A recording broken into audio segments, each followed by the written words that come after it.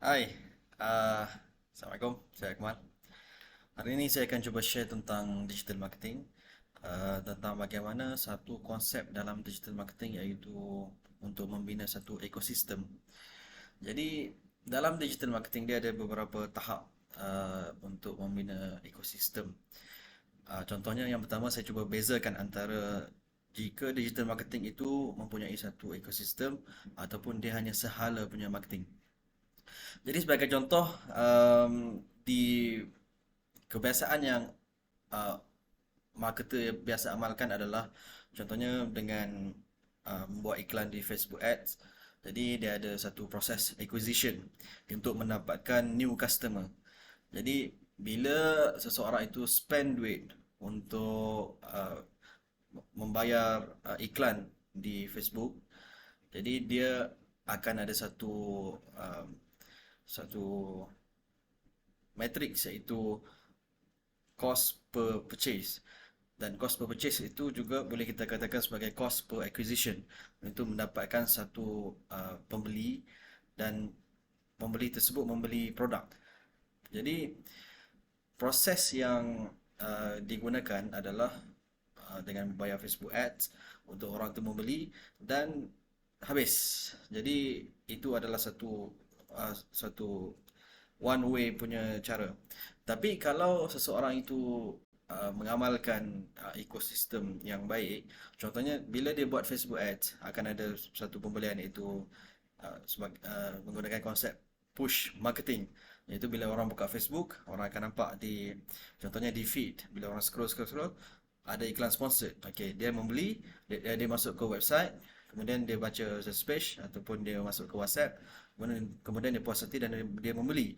Jadi orang itu membeli, kemudian uh, kita cuba nak kekalkan orang itu untuk terus membeli.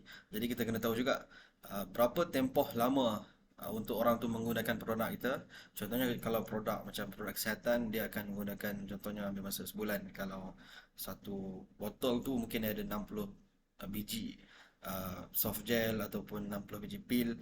Jadi dengan amalkan 2 biji sehari, dia akan habis dalam satu bulan. Kemudian untuk bulan seterusnya kita nak cuba kekalkan untuk dia terus membeli kalau dia membeli satu botol sahaja.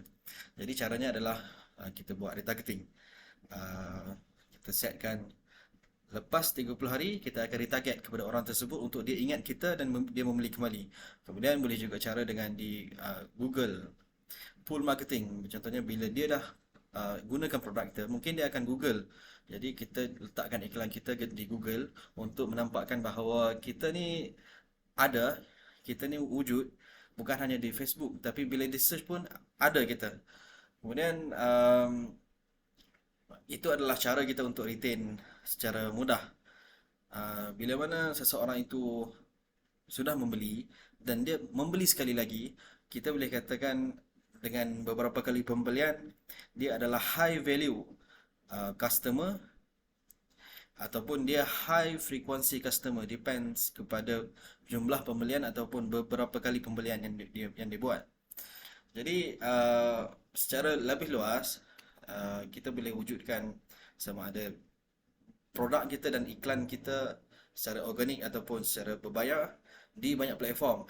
Kita kembangkan, bukan hanya setakat walaupun bermula di Facebook, kemudian kita sambung di Google search, kemudian di Google YouTube, kemudian di display, kemudian kita kembangkan lagi di TikTok, dan di Facebook kita boleh compilekan sekali dengan di Instagram.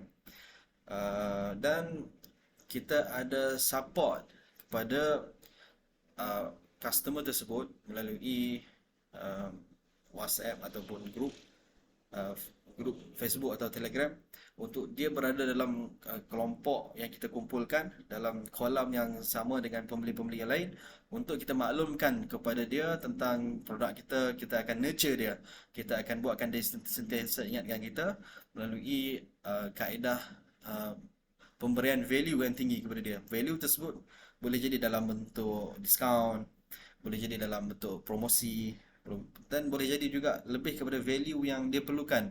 Contohnya dia amalkan produk kita untuk uh, kurangkan berat badan.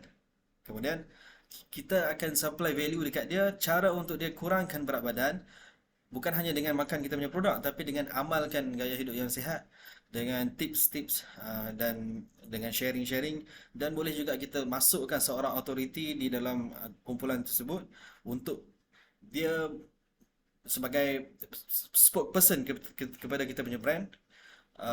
Jadi orang akan nampak yang kita punya brand bukan hanya menjual tapi juga membina value, memberi value dekat dia untuk dia terus membeli.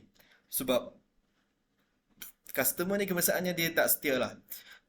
Bila dia nampak iklan, contohnya sebelum bulan lepas dia dah beli produk kita. Kemudian 2 minggu lepas tu dia nampak produk orang lain. Yang mana produk orang lain tu mungkin lebih convincing ataupun mungkin harga dia lebih murah. Uh, Ataupun mungkin kelihatan keberkesanan produk tersebut lebih tinggi daripada produk kita.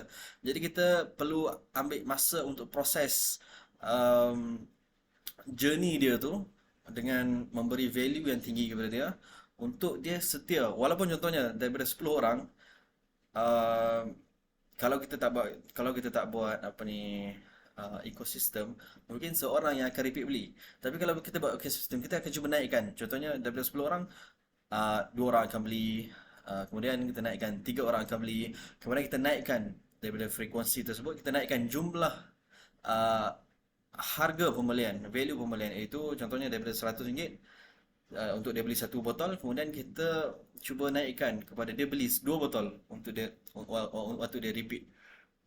Okay.